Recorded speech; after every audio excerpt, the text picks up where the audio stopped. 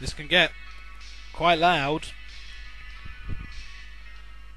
For now, we're going to have it quite low, so you can just about hear it, maybe just about.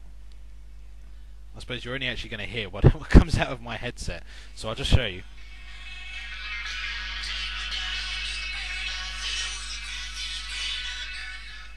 Now, that may not sound like that's like very loud at all there, but it really is. It fills a room, and you get a nice little stand actually in the box. In fact, in the box you get loads of stuff. You get you get a case, you get a memory card, you get a headset, you get loads of stuff. The only thing you don't get is the free Bluetooth headset thingy, and you don't get the 16 or 32 cards.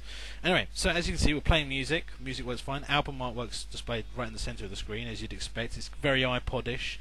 It doesn't beat the iPod's way of browsing, I have to say. Or the iPhone, whatever. The general way of browsing through music, you don't have the cool swish action of scanning through lots of albums.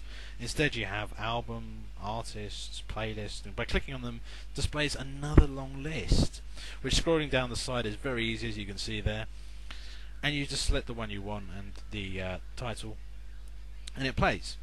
But this is quite good as well. To be honest, when I'm on a phone, I don't expect much from it. If I want to browse the web, I just browse the web.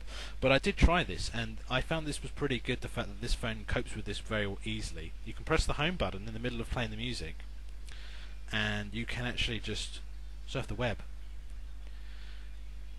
and you can browse the web. I'm not going to actually browse the web for you now, but you can browse the web while listening to music. You can, in fact, I'm pretty sure you can play video files on this and still have your music player going, which I think is just great. The fact that a phone has finally implemented a sense of touch, not touch screen rather, a sense of multitasking. So, what else is there? The BBC iPlayer, free on this phone. It comes bundled with it. Just clicking on it should open it anyway. By default, I think the BBC iPlayer runs. Realistically, you have to run the iPlayer in like this. You have to run it like this, because if you don't, well, it won't play your videos in the right way. So you have to. So yeah, I'll load the iPlayer just so you can see that it does actually work, because there's some people that are wondering, does the iPlayer work on this phone? And the answer is yes, it really does work. The fact that it comes pre-bundled with the phone sort of should kind of tell you that, really. But know that they were wondering for a while, which, we need to put support for this phone. This phone has sold 1 million in its first month, 1 million units, which is quite impressive considering, the iPhone, they had a real deal about how different it was, whereas a Nokia, everyone's used to what a Nokia can produce with the Symbian operating system. And this one is just, because of the fact it's got touch and everything, it just, scrolling and all the rest of it down your pages. It has the mobile version, which is what we're seeing here, I think. But if you're wanting to watch something, oops, it's gone into the portrait. Okay, we'll go to TV. I'll just show you that it does play music. It does play whatever you want to select. So we'll go on to Tuesday.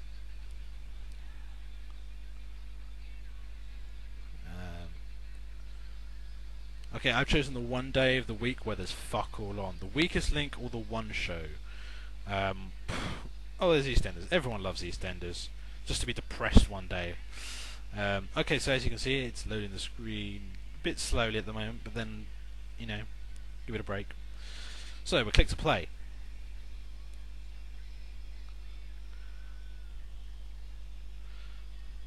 And there you go, at the top it says connecting. Hey, there's me. Yeah, it's brilliant, isn't it? I'll put it like that so you can just see the top of my head. Oh, it does cut out the music.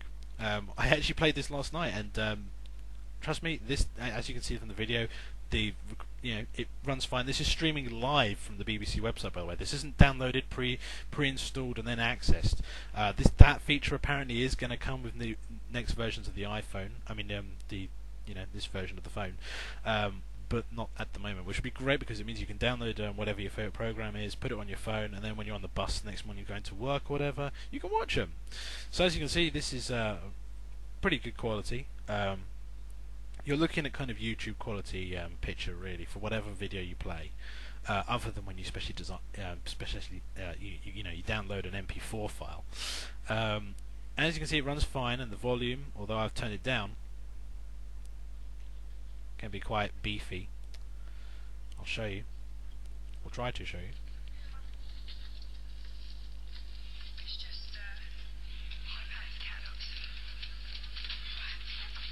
As you can see, we can also get to this menu. The home button is also available, in the widescreen. It's not just portrait that you can have it. Basically, pretty much every screen you have is able to be tilted using the accelerometer in the phone, and can be run widescreen. It has a few good little apps at the moment. I mean, it's still a new phone, so there's not that many, but you can access your Gmail at the touch of a button, as you can see with the Gmail icon there.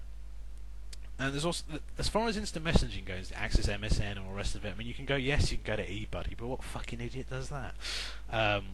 As far as accessing IM goes and downloading it and just using a single client, the only one I've managed to find that actually works and connects to the bloody places is a program called Slick, S-L-I-C-K.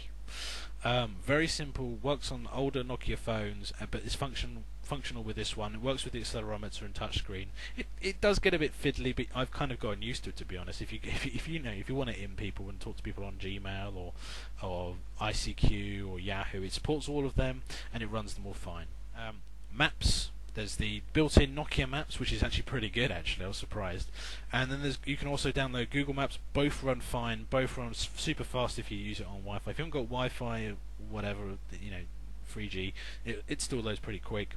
Battery life on this phone is phenomenal. I mean, I know I'm charging it now, but I got this phone yesterday, and I have spent literally the last 24 hours constantly using this, watching stuff on the iPlayer, using YouTube, downloading music onto this, removing music from this. Yes, it comes with music, and it's crap music, so ignore the ad, but when it says comes with music for you to keep forever, yes, it comes with music, and yes, you can keep it forever, but why would you want to? The music's rubbish. So this phone, it comes with a lot of great stuff. The battery life, I mean, I've used it for an entire day intensely, multitasking, doing whatever, texting many people with my new number and making phone calls and all the rest of it. And only this morning, only 10 to 15 minutes ago, was the first time that I actually, have actually charged it properly. You just don't worry about the battery life. Like if you use the iPhone after 5 hours, when you go on the iPhone, you have to you go onto the web browser. The first thing you do is go, oh shit, turn off the 3G, quick, turn off the 3G. You turn the 3G off, and it gives you about half an hour longer. You have to constantly adjust the settings on the iPhone, reduce the brightness, lower the vibrations, do all this crap just to save yourself some battery power. It's ridiculous. Watching videos is recorded to last 5 hours. I'd probably agree with that, to be honest. If you were to watch videos on this for 5 hours, it would probably knacker the battery out straight after. But 5 hours when watching videos is pretty good, in my opinion. Not that I mean, usually at most you'd watch a film, wouldn't you? Which is what, 2 hours, 2-3 hours tops. So after that, I'm not going to show you a video, obviously. It's the way you're going to do it. So I'm just going to show you. Unfortunately, you may not be able to get a grasp of how good the picture quality is, but this is the Batman trailer. I'll turn this up for you. Every day he doesn't, people will die.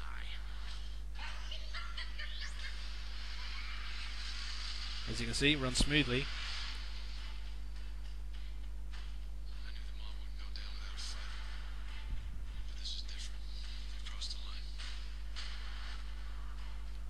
As I said to you about the context, you push the button and it gives you the display. Not only that, underneath it, I forgot to mention, it gives you kind of history of what you've been talking about. It gives you messages or whatever. If they've called you, it will be listed here. If they've sent you a message, it will say what they've written, and then it would be what you've replied with. And you can just click it or not click it, and you just get a rough idea. If you have RSS feeds or through Facebook and stuff for your contacts, you can put them here as well, so you can get the update straight, literally on your front page. There's actually another home page you can get, which has a shortcut bar, so you don't have to always press the home button to get to the messaging, or you don't have to always press the media bar at the top here to get the drop down thing there. Sorry, I kept missing the button. That wasn't me. That wasn't the phone being sort of nonchalant about actually wanting to open the thing. I simply missed the button. My fingers are that fat.